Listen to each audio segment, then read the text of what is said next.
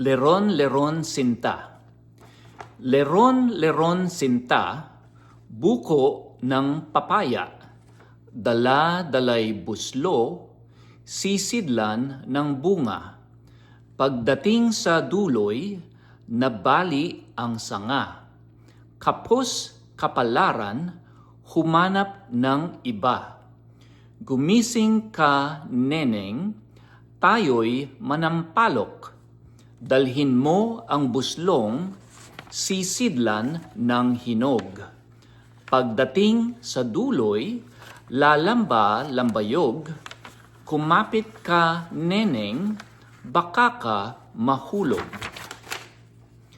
Ang iibigin ko'y lalaking matapang. Baril niya ay 7, sundang niya ay 9. Ang lalakarin niya'y parte ng dinulang. Isang pinggang pansit ang kanyang kalaban. Leron-leron sinta. Now, I just want to point out certain words here that are open-ended words, and some kind of like have a break at the end. To give you an example, these first four words have the break at the end, like buko, papaya, nabali, namampalok. Again, that's buko, papaya, nabali, namampalok, as opposed to these open-ended words that seems to continue on at the end.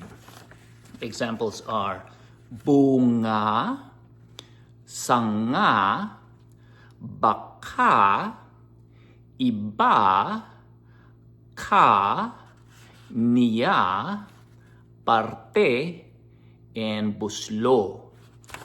Again, the ones that has a break on it, that have breaks on it, are buko, papaya, nabali, namampalok. Also, I'd like to point out that line that says sundang niya ay siyam. It's spelled as S-U-N-D-A-N-G, so that's pronounced as sundang.